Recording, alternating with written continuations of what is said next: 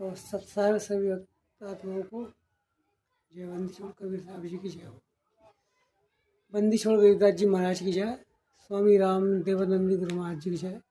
बंदी छोड़ सतगुरु रामपाल जी महाराज जी की जय हो। किसी प्रकार का नशा हो सब बंधनों से मुक्त कर देते हैं हमारे बंदी छोड़ रामपाल जी महाराज सबसे है। तो शिवांश भाई जी आपका सवाल, आपके हर प्रश्न का उत्तर हमारे गुरु जी के पास रामपाल जी महाराज। तो कृपया सुनिए इस वीडियो ऑडियो को। सत साहिब जय बंदी छोड़ लीन रहे। अब ये ज्ञानी का अर्थ क्या है? ज्ञानी वो है जिसने ये समझ में आ गया कि मनुष्य जीवन केवल मोक्ष के लिए ही प्राप्त हुआ है और इसका अन्य कोई यूज नहीं है। और दूसरा ये समझ में आ गया कि केवल एक परमात्मा की भक्ति करनी चाहिए, इन देवी देवताओं की आन उपासना नहीं करनी चाहिए, इनको इष्ट नहीं मानना चाहिए। तो ये जो निष्कर्ष जिन्होंने निकाल लिया वो ज्ञानी बताए। तो उन ज्ञानी आत्माओं में से था कौन? रुचि ऋषि।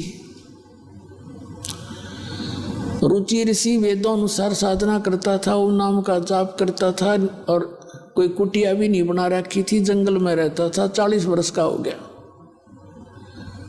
जब वो 40 वर्ष का हो गया तो उसके पूर्वज दिखाई दिए जो भूत बन रहे थे ब्राह्मण।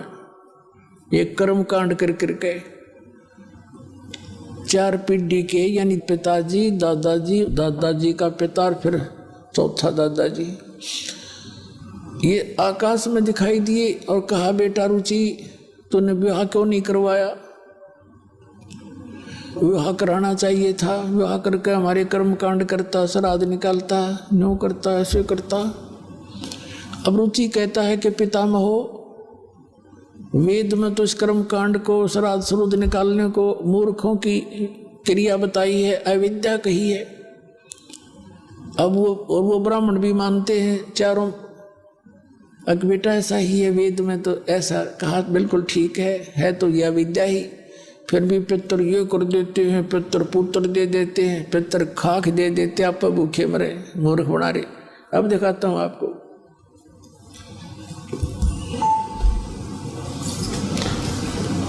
ये एक मार्कंडेय पुराण है।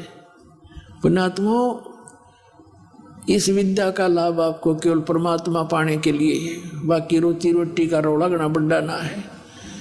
4 रोटी खावा आदमी, सुबह 4 शाम ने खूब गुजारा हो जा। एक कुटिया पा जा कि तो उसमें टाइम पास कर लेंगे, फिर ये पीछा सदा के लिए छूट जाएगा, सदा का सुख हो जाएगा इस अनुसार चलोगे तो। अब देखिएगा, मार्कंडेय पुराण गीता प्रेस गोरखपुर से प्रकाशित। गीता प्रेस गोरखपुर से प्रकाशित ये मार्कंडेय पुराण संक्षिप्त 242 पृष्ठ पे नीचे देखिएगा। रोचे मुनि की उत्पत्ति कथा।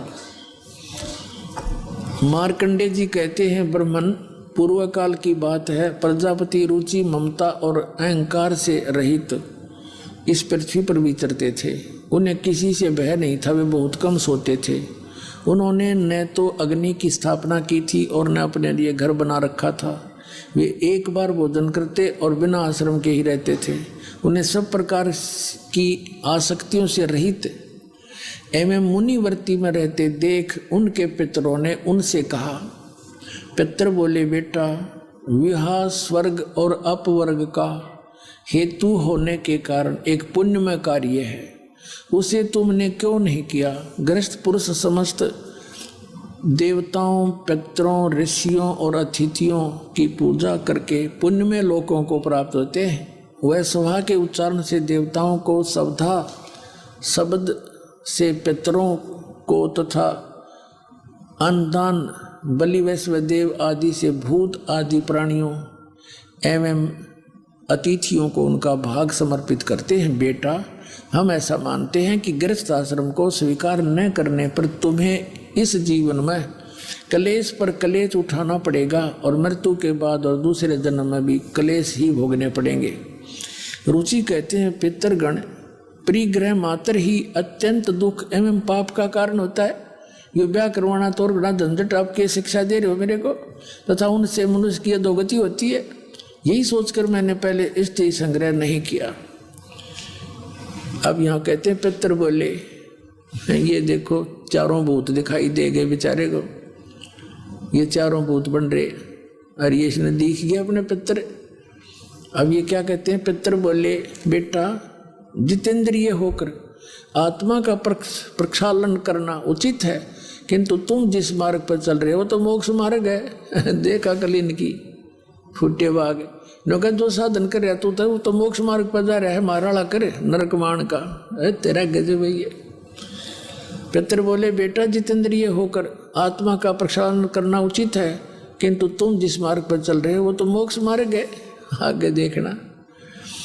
ये कहता रुचि ने पूछा पितर महो वेद में, जो इन्होंने यहाँ बताया ना सरासरुद निकाल, वेद में रुचि ने पूछा पितामहो वेद में कर्म मार्ग को, यानी ये भूत सरासरुद निकालन को अविद्या कहा है, फिर क्यों आप लोग मुझे उस मार्ग में लगाते हैं। पितर बोले ये सत्य है कि कर्म को अविद्या ही कहा गया है, इसमें तनिक भी मिथ्या नहीं है। फिर भी अब इसी विष्णु पुराण में दिखाते हैं आपको, विष्णु पुराण में दिखाते हैं कि श्राद्धों का विवरण करते करते करते करते लास्ट में पुराण के वक्ता ने यहाँ तक बता दिया है कि पहले तो बताया है कि पितरों की पूजा में इतने इवन नंबर ब्राह्मण जमाने चाहिए, और इनके अन्य पूजा में जो भूत पूजा में वो ऑड नंबर के जैसे 3, 4 इस तरह इवन नंबर 2, 1, 3, 5 इस तरह के जो 2 से भागना, और उनमें उसके विपरीत 2, 4, 6 ऐसे जमाने चाहिए। फिर लास्ट में लिखा दिखाता हूँ आपको पढ़ के, ये देखिएगा विष्णु पुराण, गीता प्रेस गोरखपुर से प्रकाशित है ये।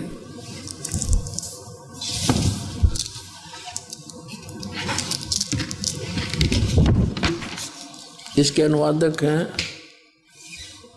मुनीलाल गुप्त, गीता प्रेस गोरखपुर से प्रकाशित है। इसके 213 पृष्ठ पर आते हैं। अब यहाँ देखिए तृतीय अंश अध्याय नंबर 16, अध्याय नंबर 16 चल रहा है, 15 में, अध्याय 15 का यह एंड है, ये 16वां यहाँ शुरू होता है, ये 15वें के लास्ट में 213 पृष्ठ पे क्या बताया है।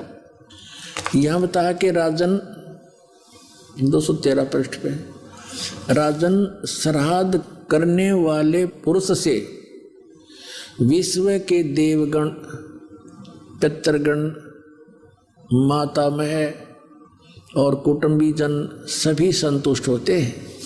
हे भूपाल, पितृगण का आधार चंद्रमा है और चंद्रमा का आधार योग है, इसलिए श्राद्ध में योगी जन को नियुक्त करना अति उत्तम है। हे राजन, यदि श्राद्ध भोजी 1000 ब्राह्मणों के सम्मुख एक योगी भी हो तो वह यजमान के सहित उन सब का उद्धार कर देता है। एक साध्य सब सदे, सब साध्य सब जावे। अब ये परमात्मा का विधान है कि एक योगी, योगी माने जैसे श्रीमद् भगवद गीता अध्याय नंबर 2 के श्लोक 53 में कहा कि अर्जुन, जब तेरी बुद्धि भिन्न भिन्न प्रकार के भ्रमित करने वाले वचनों से हटकर एक तत्व ज्ञान पर, उस परमात्मा के ऊपर स्थित हो जाएगी, तब तो तू योग को प्राप्त होगा, तब तू योगी बनेगा। तो पुण्यात्माओं, आप वो योगी हो, आप वो योगी हो। सभी भक्त सत्साधक करने वाले योगी कहलाते हैं, साधक धार्मिक अनुष्ठान सत साधना करने वाले। और आप क्या बताया है कि 1000 ब्राह्मण जी मेरे हों, उनके सामने एक योगी को भोजन करा दे, यानी इस तत्वदर्शी संत से प्राप्त भक्त को, तो जो कहे उसके पितरों का भी उद्धार, हरुण ब्राह्मणा का भी उद्धार,